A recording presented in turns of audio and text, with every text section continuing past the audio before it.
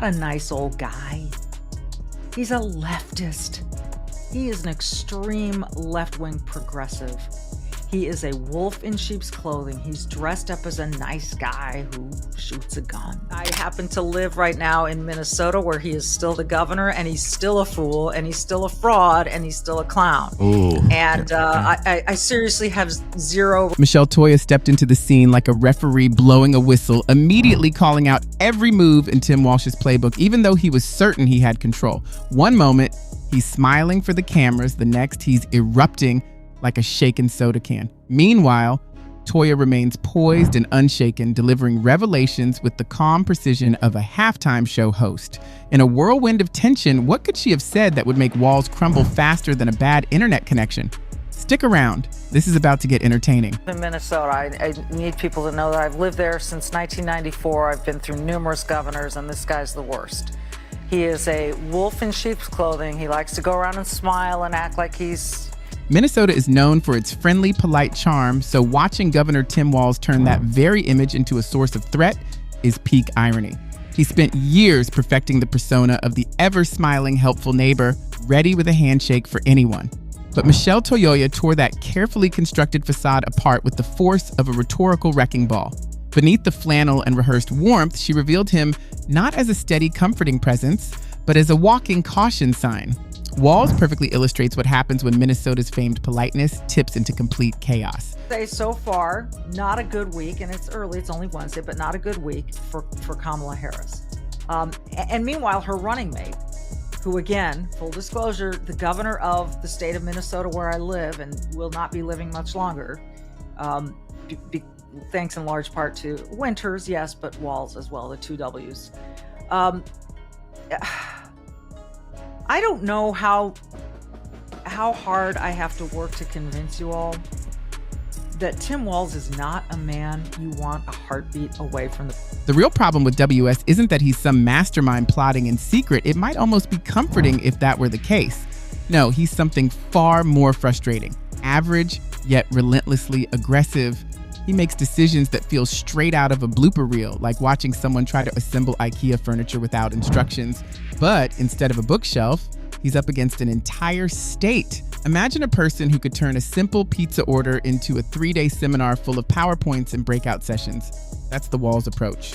Complicated, over-explained, and endlessly justified, its leadership turned into a labyrinth of confusion.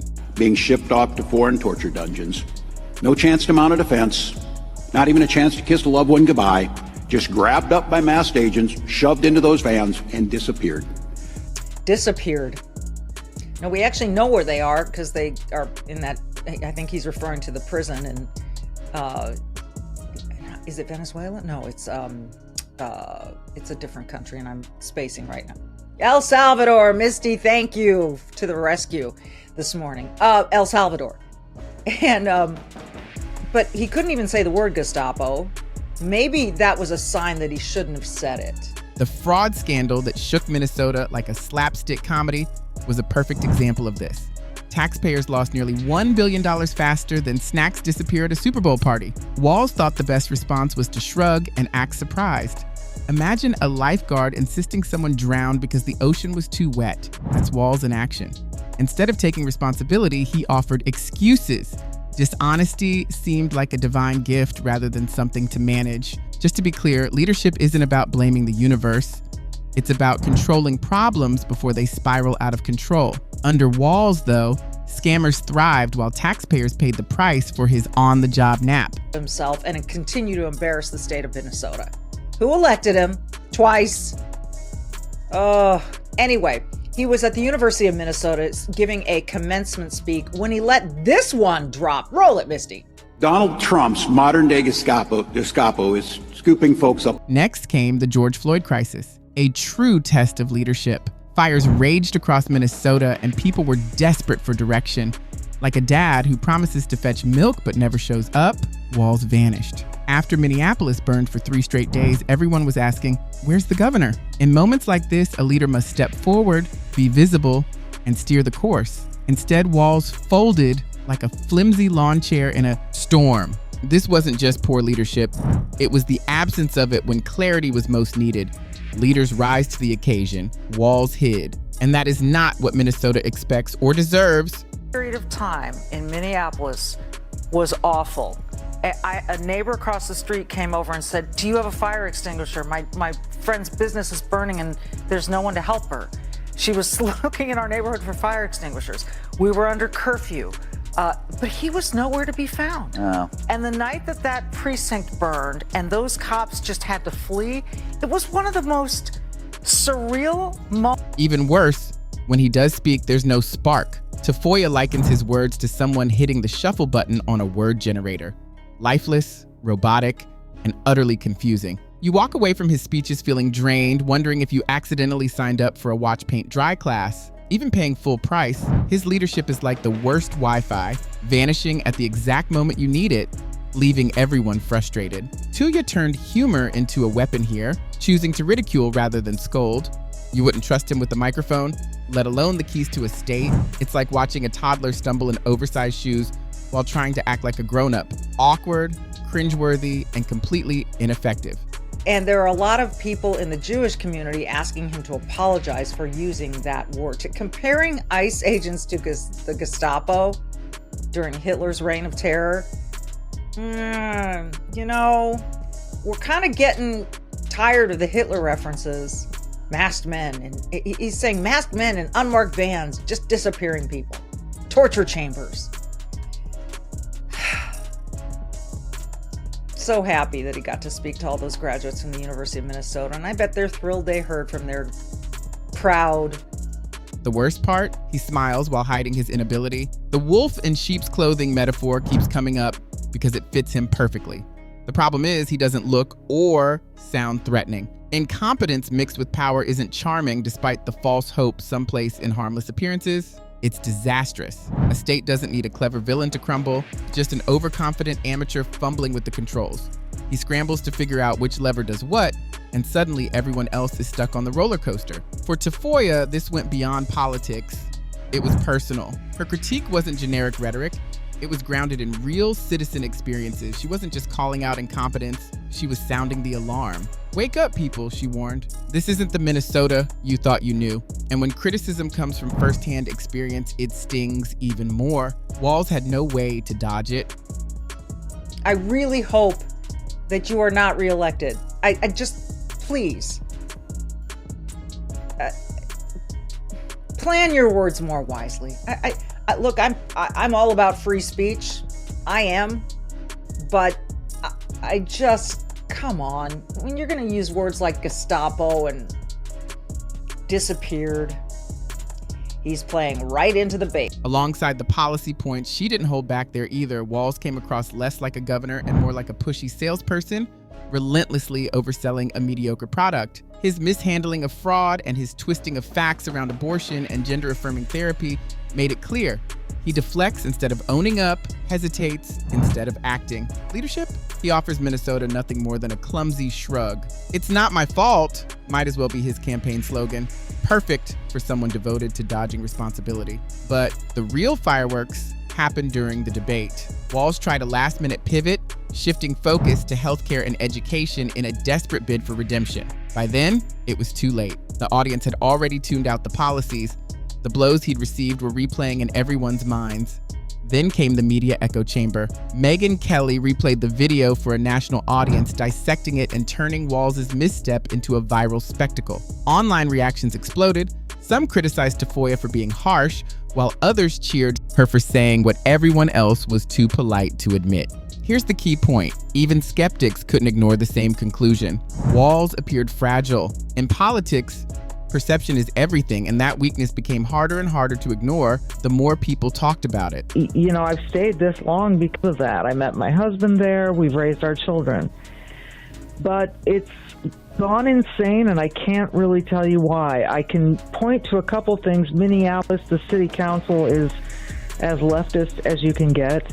I think this is happening in a lot of large cities with city councils. City councils, not that many people vote for city council, right? Yeah, you know, you're running for true. city council, and people sort of get elected, and then, you know, they seem fine and whatever, and the next thing you know, they're saying that after the George... That wasn't the headline, it was a cultural moment. Rivals seized the opportunity using the footage for both promotion and free expression. This wasn't a rehearsed attack, it was raw, unfiltered, and completely genuine. That's why it landed so hard. Politicians shrug off criticism from opponents, but when a cultural commentator delivers it live on television, it feels real. Rumors even swirled within Walz's own party. How could he handle national opponents if he struggled against Tafoya and Tapper? Politics isn't just about statistics and policy papers, it's about resilience under pressure. Walz looked like a deer frozen in headlights the entire time, while Tafoya held her ground. He wasn't apologizing, nor did he intend to retract anything. This was his moment, and it became one of those viral instances that sparked strong reactions. Laughter, nods of agreement, or grim smiles. In that context, numbers and charts were meaningless. Tafoya's words were simple, direct, and relatable, and that's what made them stick. The image of Walz being called out as the clown leading the parade overshadowed any data he might have presented. He's not a politician. He's a creepy guy who can't remember his speeches. I don't know what the hell was in the water in that White House, or was everyone on the same bad cocaine? But Kamala can't speak, he can't speak. Biden was so high he couldn't remember anything. Like, this is literally the dumbest. Despite Walz's attempt to cast himself as Minnesota's own Captain America, the reality check hit as hard as a pothole in a February freeze. His record reads more like a blooper reel of government missteps, staged photo ops, and speeches that feel like PowerPoints with all the interesting parts removed, despite his constant swagger about being the people's man. His first glaring flaw, an obsession with presenting himself as the friendly, down-to-earth neighbor, the kind who's just like you, except he's the neighbor who borrows your lawnmower, holds on to it for 6 months, and then blames you when it runs out of gas. Into this came Michele Tafoya, a political force who started out as a sideline reporter with zero patience for cliches. She didn't need charts or data to make her point. Simply put, she told him, "You're not fooling anyone." Walz, attempting to smile through it like someone trapped at a family picnic, reacted in the only way he knows how. How often do you talk and say something like, "Hey, Vinny, you know that gay guy?" You ever talk to people like that? Never. I'm just curious, do you talk like that? Do you talk like that? Maybe you're watching this, you're like, I don't want to admit to it because I'm sitting in the bathroom watching this, but just yesterday I told my brother that gay guy. Okay, maybe that's you. That's okay. But guess what? Don't feel bad. Because somebody that's about to be your vice president also says that regularly. He says it so regularly that it's slipped up on stage. This is not even without cameras being on. Okay? And this guy, you know who we call that gay guy? The guy that's got... In reality, Walz has built his career on avoiding tough truths and relying on catchy slogans.